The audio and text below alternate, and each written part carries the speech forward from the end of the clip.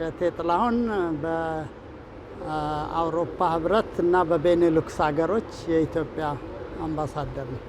አፍሪካ፣ ካሪቢያን እና ፓሲፊክ ሀገሮች የዚህ ጉባኤ ዋነኛ አጀንዳ እንግዲህ ይሄ የአፍሪካ፣ ካሪቢያን እና ፓሲፊክ ሀገሮች ድርጅት በጆርጅ ታውን ስምምነት መሰረት በ1975 ዓመተ ምህረት በፈረንጆች አቆጣጠር የተመሰረተ ነው። ከአውሮፓ ህብረት ጋር ኢትዮጵያም በሎሜ ስምምነት መሰረት ወደ ትብብር የገባችበት ዘመን ነው ያ ዘመን። በህብረቱ ያለን ውክልናም ከዚያ ጊዜ ጀምሮ ነው እየተጠናከረ የመጣውና ከአውሮፓ ህብረት ጋር እነዚህ ታዳጊ ሀገሮች ካላቸው ትብብር ጋር የተሳሰረ ታሪክ ያለው ነው ይሄ ድርጅት። በአሁኑ ወቅት የሚገኝበት መዋቅራዊ፣ ህጋዊና የፋይናንስ ሁኔታዎች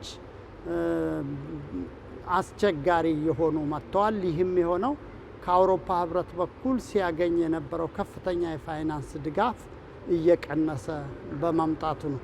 በዚህም ምክንያት በርካታ ሀገሮች ቀደም ሲልም ቢሆን አመታዊ መዋጮቸውና ድጋፎች አሟልተው የመክፈል ችግር ነበረ። ግን ያ ክፍተት በአውሮፓ ህብረት ሲሞላ ቆይቷል። ከቅርብ አመታት ወዲህ ግን ያ ሁኔታ በመቋረጡ ድርጅቱ ከባድ የፋይናንስ ችግር አለበት።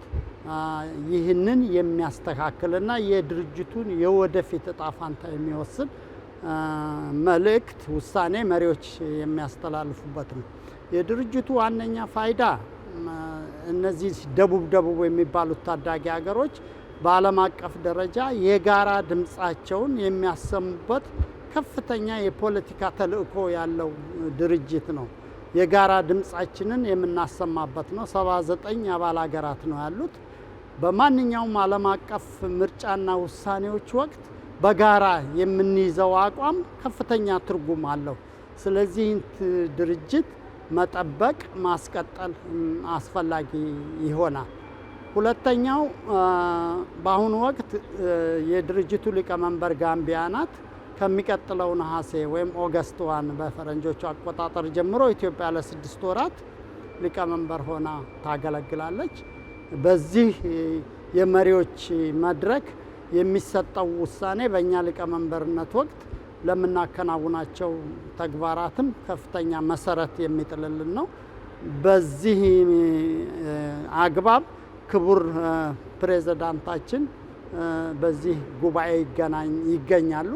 እሳቸው የሚያስተላልፉት መልእክት ከመሪዎች ጋር ከጉባኤው ጎን ለጎን የሚያደርጓቸው የሀሳብ ልውውጦች የድርጅቱን የወደፊት እጣ ፋንታ በተለይ በፋይናንስ ራሱን በመቻልና በመሳሰሉት ረገዶች እንዲሁም የፖለቲካ ነፃነቱን ያስጠበቀ እና ወጥ የታዳጊ ሀገሮችን አቋም ለማራመድ የሚችል ተቋም ወይም ድርጅት እንዲሆን የምንታገልለትን ዓላማ በደንብ አድርገው የሚያስረዱበት ጉባኤ ይሆናልና ፋይዳው ለእኛ ለኢትዮጵያ በጣም ከፍ ያለ ነው። ኢትዮጵያ እንግዲህ ቅድም ካነሳሁት ጋር የተያያዙ ሀሳቦችን ነው ያቀረበችው። አንዱ የማላቦ ዲክላሬሽን የሚባል የሚወጣ አለ።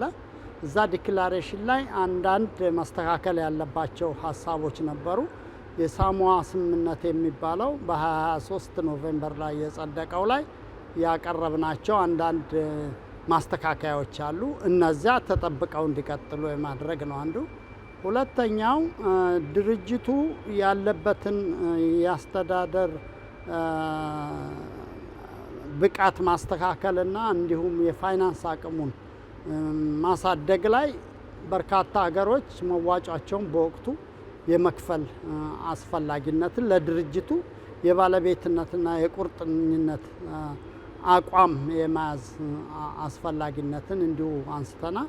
በሶስተኛ ደረጃ የሚኒስትሮች ምክር ቤት በየጊዜው በሚያደርጋቸው ስብሰባዎች ሰብሰብ ያሉ አጀንዳዎች በዓለም አቀፍ ደረጃ በሚነሱበት ጊዜ ትርጉም ያለው መልእክት ሊያስተላልፉ የሚችሉ የጋራ ድምፅ ሆነው ሊወጡ የሚችሉ ጉዳዮች ላይ አተኩሮ መስራት እንደሚያስፈልግ እንዲሁም በተቻለ መጠን አሁን እንደተጀመረው የድርጅቱ ሴክሬታሪያት ሰራተኞች በጥሩ ሙያ የታነጹ ቁጥራቸው የተመጠነ ሆኖ መቀጠል እንዳለበት ጠቁመናል። ይህም በሊቀመንበሩ ተቀባይነት አግኝቷል።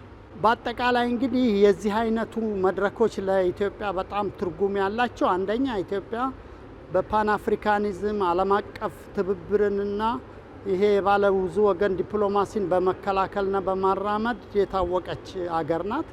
ለዚህ ስራ ደግሞ እንደዚህ አይነት በርካታ ሀገሮች የሚገናኙበት መድረክ ትኩረት የምንሰጠው ነው።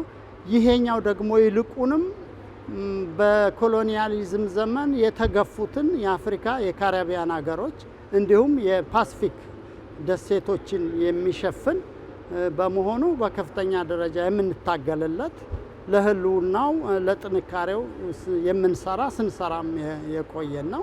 ይህ የሚቀጥል ነው የሚሆነው። በዚሁ መድረክ ላይ ቅድም አድምጣችሁኝ ከሆነ እንዳቀረብኩት 32ኛውን የአየር ንብረት ለውጥ ጉባኤ ኢትዮጵያ ታስተናግዳለች በፈረንጆች አቆጣጠር ኖቬምበር 2027። እዚያ ላይ እነዚህ 79 ሀገሮች በከፍተኛ ደረጃ መገኘታቸው ፋይዳ እንዳለው እስካሁን በዓለም አቀፍ ደረጃ ቃል እየተገቡ ያልተፈጸሙትን ወደ ተግባር ለማሸጋገር የጋራ ርብርብ እንደሚያስፈልገን መልእክት አስተላልፈናል። የሚወጣው መግለጫ ወይም ዲክላሬሽን ውስጥም እንዲሁ አንድ አንቀጽ ይህን ጉዳይ የሚመለከት እንዲገባ ተደርጓል። በዚህ አይነት ስራዎቻችን የዓለም አቀፍ ዲፕሎማሲ ትግላችን ውስጥ ድጋፍ የሚያደርግ ተቋም ስለሆነ በሀገር አቀፍ ደረጃ እውቅና ሰጥተን ያው እንዲጠናከር መስራት ያለብን መሆኑን ለመጠቆም ነው።